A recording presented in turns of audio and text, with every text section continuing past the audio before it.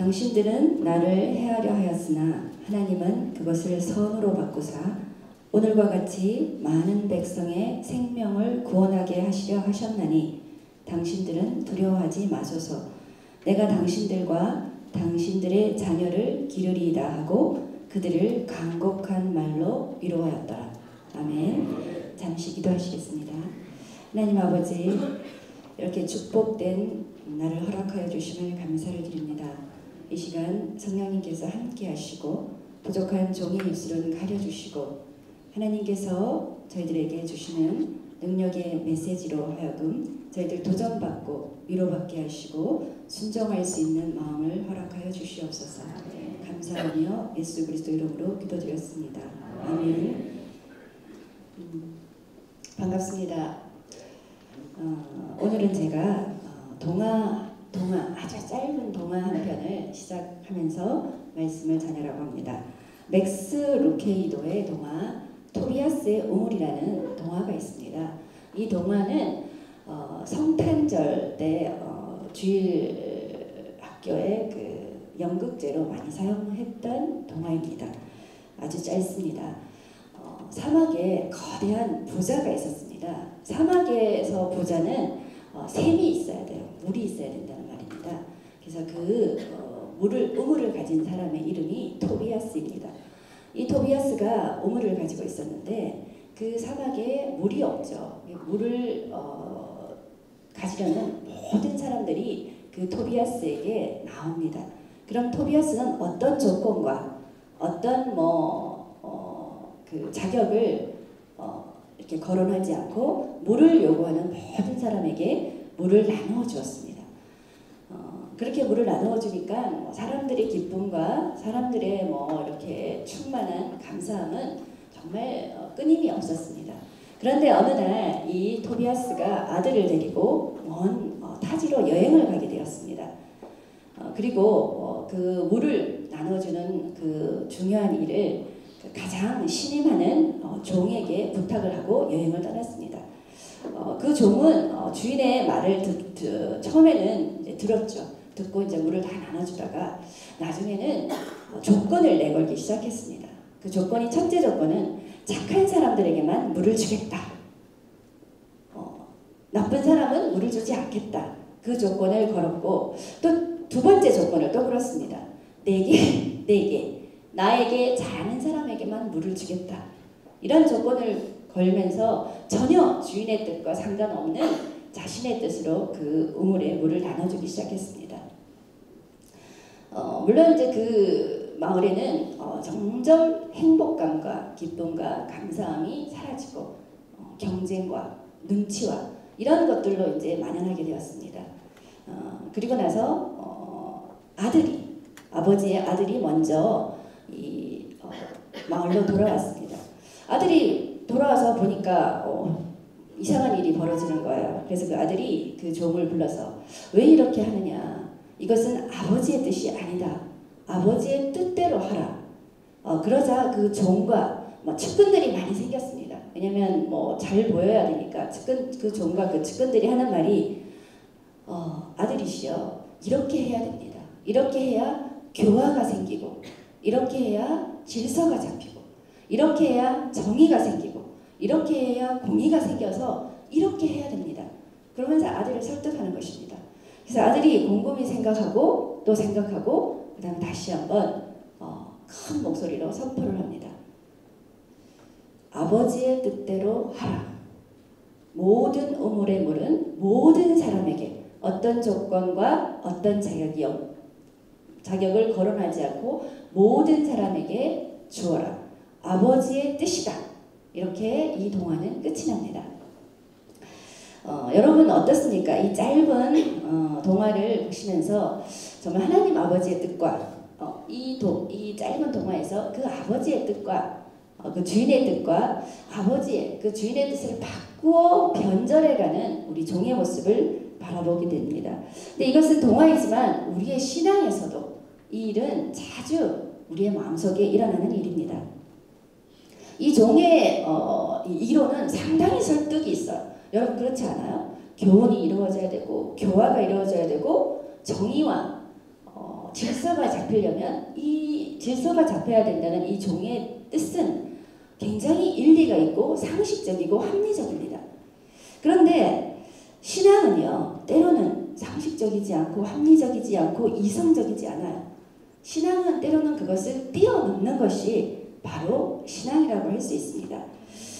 내가 생각하는 정의, 내가 생각하는 어떤 판단, 내가 생각하는 경험, 이런 것들을 하나님은 자주 우리에게 말씀하세요. 좀 내려놔라.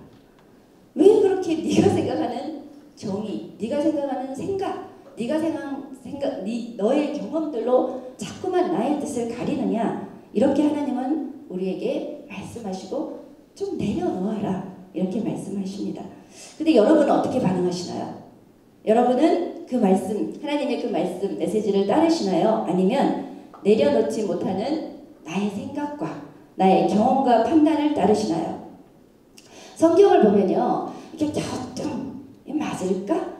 갸우뚱하는 그런 장면들이 나옵니다. 저도 이렇게 몇 구절이 있더라고요. 이렇게 성경을 보면 이거 좀 상식적이지 않은데? 이거 왜 이렇게 하셨을까? 이 안에 무슨 뜻이 있을까? 이렇게 생각되어지는 어떤 비유들이, 특히 이제 복음서에 보면 비유들이 나와요. 근데 오늘은 하나만 소개를 해드릴게요. 마태복음 20장에 나오면 포도원의 품꾼 비유가 나옵니다. 이제 포도원 주인이 이제 수확도 해야 되고 일을 시켜야 되기 때문에 일꾼들을 이렇게 불러 모읍니다. 그래서 하루에 한 데나리온, 이게 우리나라 돈으로 환산을 하면 한 10만 원 정도 된답니다. 하루에 한 데나리온을 딱 걸고 일꾼들을 이렇게 초청을 합니다. 그래서 일꾼들을 이른 새벽에, 이른 아침에 이제 한 무리를 초청을 하고, 또 하나는 오전 9시, 이게 성경 마태복음을 보시면 6시 이렇게 우리나라 그 시간하고 다르게 계속 나옵니다. 이거를 환산했어요. 제가 환산했냐? 아니요. 제가 환산한 게 아니라 신학을 공부하시는 교수님께서 환산을 하셔서 제가 그대로 전달을 합니다. 그러니까 이른 아침에 한 무리들을 데려오고, 그 다음에 오전 9시, 그리고 한 무리들, 그리고 정오 12시에 또 한 무리들, 그리고 오후 3시에 또 한 무리들, 마지막으로 오후 5시에 또 한 무리들을 데리고 일을 시킵니다. 6시 되면 일이 끝나죠. 6시에 돼서 일이 끝나고 이제 약속했던 그 결산을 하기, 이제 10만 원을 줘야 되니까 다 불렀어요. 그리고 동일하게 이른 아침에 왔던 그 일꾼들과 오후 5시, 1시간밖에 일을 하지 않은 그 일꾼들과 다 동일하게 한 데나리온을 지불합니다. 그랬더니 먼저 온 사람들이 항의를 합니다. 여러분, 당연하다고 생각을 하실 겁니다. 이거는 이치에 맞지 않아요. 주인님, 이거는 상식적이지 않고 이치에 맞지 않아요. 이렇게 항의를 합니다. 그때 이 주인이 뭐라고 말을 하냐면요, 내가 뭘 잘못했냐? 너와의 약속, 하루에 내가 너를 데리고 오면서 한 데나리온을 주기로 한 약속을 나는 지켰다, 이렇게 말을 합니다. 그래서 네가 가져갈 것이나 가지고 가거라. 이 사람들에게, 그러니까 오후 5시나 오후 3시, 이 사람들에게 내가 너와 동일하게 주는 것은 나의 목이다, 주인의 목이다, 네가 생각할 바가 아니다. 그러면서 내가 선한 행위를 하는데 너가 악한 눈으로 나를 보느냐, 이렇게 말하면서 이 비유는, 마태복음 20장 포도원 품꾼의 비유는 끝이 납니다. 근데 성경을 자세히 보면요, 오후 5시에 데리고 온 사람들이 이렇게 했던 말이 있습니다.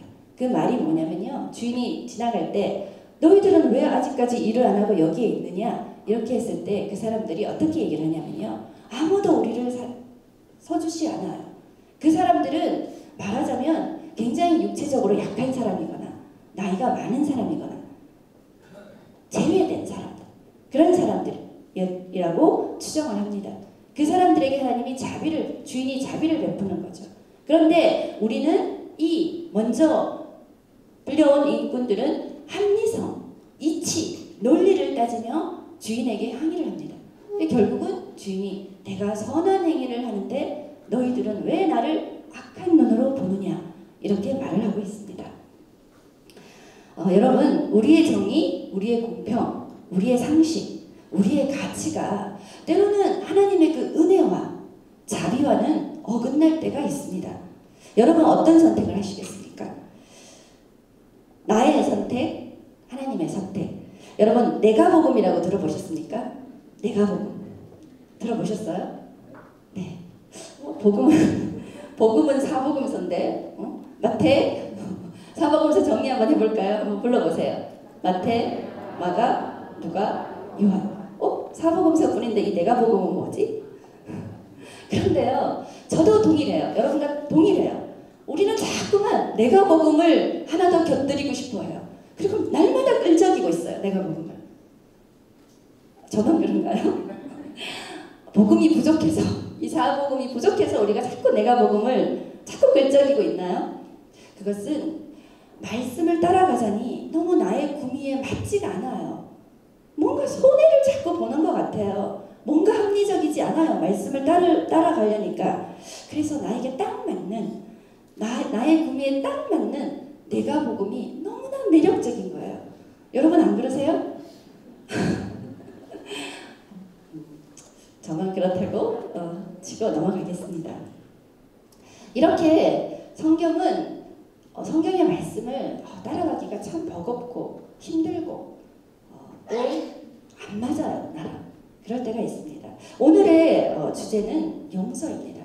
우리가 창세기 50장 20절에서 21절을 제가 봉독해 드렸죠. 다시 한번 합독을 한번 해볼까요? 다시 한번 합독을 한번 하겠습니다. 한번 읽어 주십시오.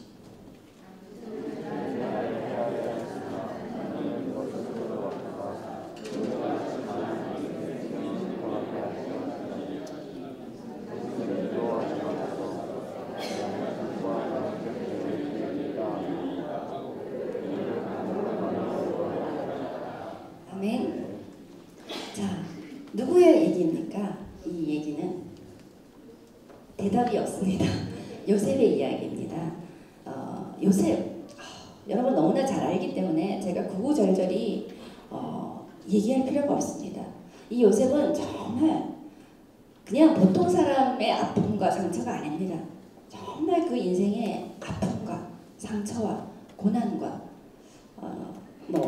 기타 등등을 다 붙여도 부족함이 없을 만큼 힘든 인생을 살았던 사람입니다.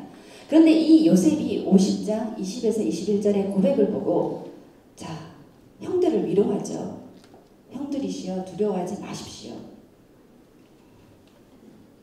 내가 형들의 자녀들을 기르겠습니다. 형들과 형들의 자녀를 책임지겠습니다. 그리고 이렇게 한 것은 하나님이 선으로 바꾸시는 그런 역사에 우리가 그 역사 속에 우리가 있는 것입니다.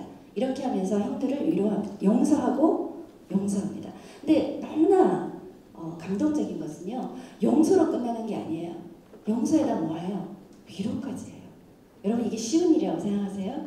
쉽지 않습니다. 너무나 무고하게 형들에게 팔려 애굽 땅으로 와서 종살이를 했고 또 너무나 무고하게 보디발의 아내를 통해서 또 감옥에 갔고 또 그 감옥에서의 그 인내의 시간, 많은 시간들, 그 아픔과 상처를 다 견디고 용서의 나무를 심은 사람이 바로 요셉입니다. 그 요셉을 하나님께서 어떻게 사용하시고 어떻게 높이셨는지는 여러분들이 잘 아실 것입니다. 근데 오늘 성경은 우리에게 용서하라 이렇게 선포를 합니다. 용서하라. 마태복음 18장에 보면요. 베드로가 묻죠. 주님, 형제가 나에게 죄를 범하면 몇 번이나 용서하여야 합니까? 이렇게 질문을 합니다. 그때 예수님께서 어떻게 말합니까? 7번, 그러니까 베드로가 7번 용서를 할까요? 이렇게 얘기를 하니까 예수님께서 어떻게 말해요? 7번뿐 아니라 7번을 70번까지 할지니라. 부담 100배입니다. 100배 아니에요. 1000배, 10,000배. 정말 부담스러운 말입니다. 여러분 이렇게 날마다 용서를 선포하시면서 살아가고 계십니까? 여기서 또 우리는 갈등을 합니다. 내가 복음을 택해야 할 것인가? 아니면 너무나 상식적이고 이치에 맞는 내가 복음을 택해야 될 것인가? 아니면 예수님의 복음을 택해야 할 것인가? 갈등이 됩니다. 우리는 말하죠. 저 사람이 변해야 내가 용서가 돼요. 내가 이해가 돼야 용서가 되죠. 거죠. 이렇게 조건과 뭐 이렇게 자꾸 조건을 내겁니다. 그런데요, 우리는 그런 것 같아요. 저도 그런 것 같아요. 자신만의 굉장히 입장에 서 있는 것 같아요. 우리 자신만의 입장에. 근데 우리가 로마서 5장을 딱 보시면요, 그 6절에서 10절까지의 말씀이 나와요. 우리가 언제 용서를 받았을까? 우리가 언제 용서를 받았냐면요, 이제 뭐 같이 쭉 읽진 않고 제가 요약적으로 말씀드리겠습니다. 그 성경에 기록되기를 우리가 아직 죄인 되었을 때, 우리가 아직 연약할 때, 우리가 아직 원수 되었을 때 하나님께서 그 사랑을 우리에게 확증하시라. 누구로 통해서요? 예수 그리스도의 십자가의 피, 죽음을 통해서 우리를 용서하시고 우리를 사랑했다고 분명히 성경은 말하고 있습니다. 우리가 아직 죄인이었을 때, 우리가 아직 연약할 때, 우리가 아직 원수되었을 때 조건이 없어요. 그 사랑을, 그 용서를 우리가 받았다는 것을 날마다 기억하시는 축복된 여러분이 되시기를 간절히 축원합니다. 용서의 사람 요셉, 또 이제 용서의 사람 다윗. 성경에는 나오지 않지만 용서의 사람 링컨. 다윗이요, 굉장히 이렇게 하나님의 말씀을, 물론 육신적인 사람이었기 때문에, 우리 모두 다 육신을 입고 있는 사람이었기 때문에 정말 엄청난 죄를 저질렀습니다. 그렇지만 이제 또 회개하고 하나님 앞에 나아갔는데, 다윗이 굉장히 용서의 사람이었어요. 저기 사무엘 하를 보시면요, 16장에서 한 19장까지 이렇게 이렇게 장면이 나옵니다. 다윗도 정말 요셉만큼이나, 뭐 다윗 그러면 너무 영광스러운 것만 생각하지만, 다윗의 생애를 보면요, 너무나 큰 아픔과 상처가 있는 사람이에요. 이 다윗이 이제 왕이 되었어요. 사울 왕을 이어서 왕이 되었는데, 그 왕이 되고 나서 그 다윗이 가장 사랑하는 세 번째 아들이 압살롬입니다. 여러분 압살롬 아시죠? 성경에도 그 사람의 굉장히 아름다운 외모와 출중한 어떤 그런 장면들이 나옵니다. 이 압살롬, 너무나 다윗이 사랑했던 세 번째 아들, 이 압살롬이 아버지를 반역합니다. 그리고 정말 민망한, 제가 지금 이렇게 얘기하기 민망한 어떤 아버지를 향한 그런 반역이 나와요. 그리고 결국은 다윗이 쫓겨납니다. 그 예루살렘에서 쫓겨나서 그 머리를 얼굴을 가리고 맨발로 그 감람산을 울면서 올라갑니다. 그 측근들과 함께. 그때 사울 왕의 친족, 사울 아시죠? 사울 왕의 친족 시므이라는 사람이 따라다니면서 돌을 던지고 먼지를 날리며, 이 사악한 자여, 이 피를 흘린 자여, 네가 화를 자초했더라, 이 비루한 자여, 따라다니면서 저주를 합니다. 돌을 던지고 먼지를 날리며. 그때 다윗의 측근 아비새라는 사람이 왕이시여, 저 사람 왕을 저주합니다. 저 사람을 목을 베게 허락하소서. 이때 다윗이 그렇게 말합니다. 내버려둬라. 하나님께서 나의 원통함을 감찰하사 그 저주 때문에 나에게 선으로 갚아주실지도 모르잖냐. 내버려두라. 결국은 19장에 보면 다시 압살롬이 죽어요. 압살롬이 죽고 다윗이 다시 예루살렘으로 돌아오는 장면이 보입니다. 그때 시므이가 제일 먼저 다윗에게 와서 아주 비굴한 행동을 합니다. 왕이시여, 나를 용서하소서. 나의 패역함을 기억하지 마소서. 이렇게 막 다윗에게 말을 합니다. 그때 또 그 측근 아비새가 왕이시여, 이 자를 죽이게 하소서. 그때 다윗이 말합니다. 내버려둬라. 그리고 시므이에게 말을 합니다. 너는 죽지 않을 것이다. 다윗도 성경을 보면 참 용서의 사람이었습니다. 그리고 마지막으로 링컨 여러분 아시죠? 링컨 정말 어릴 때부터 너무나 상처와 아픔과 역경이 있던 사람이었습니다. 그 사람이 정계에 입문을 하죠. 그때 이 링컨이 굉장히 외모가, 저는 링컨을 보니까, 사진을 보니까 너무 잘생긴 거예요. 근데 링컨이 굉장히 왜소하고 그 얼굴이 원숭이 같이 생겼다고 합니다. 근데 사람이 이 외모 가지고 사람을 이렇게 비난하는 것은 굉장히, 여러분 그러지 마십시오. 근데 그 다윗의 링컨의 그 대적, 제가 그 정기전을 읽고 제가 기억하는 것은 그 사람이 스탠들이라는 사람입니다. 그 사람이 계속 그 링컨을 이제 비난해야 되고 이제 그걸 해야 되니까, 야, 이 원숭이 같은 놈아, 계속 링컨에게 따라다니면서 링컨을 비하하고 링컨에게 조롱을 합니다. 근데요, 이제 링컨이 대통령이 되었습니다. 근데 그 스탠들이라는 사람을 국방부 장관으로 임명을 합니다. 정말 대단한 사람이죠. 자, 이 세 사람, 요셉과 다윗과 링컨, 이 세 사람의 여러분 공통점이 뭐라고 생각하십니까? 공통점이 뭡니까? 주제가 용서니까 용서의 사람. 이 사람들은 정말 아픔과 상처와 고난과 역경을 선으로 이긴 사람입니다. 우리에게 어떤 고난이 와요, 여러분. 고난이 없는 인생이 어디 있겠습니까? 항상 행복하기만 하면 그 행복이 행복인 줄도 모릅니다. 우리 인생에 고난이 오고 힘듦이 오고 아픔이 옵니다. 근데요, 그 힘듦과 고난과 아픔을 어떻게 반응하느냐가 바로 우리의 내일입니다. 여러분 어떻게 반응하세요? 나를 자책하고 우울증에 빠지고 더 뭉클어들고 그렇게 반응을 할 것인가? 크리스찬은 절대 그렇게 반응하면 안 되죠. 크리스찬은 오뚜기 인생이라고 하지 않습니까? 이렇게 이 세 사람은 정말 고난을, 역경을 선으로 이긴 사람들.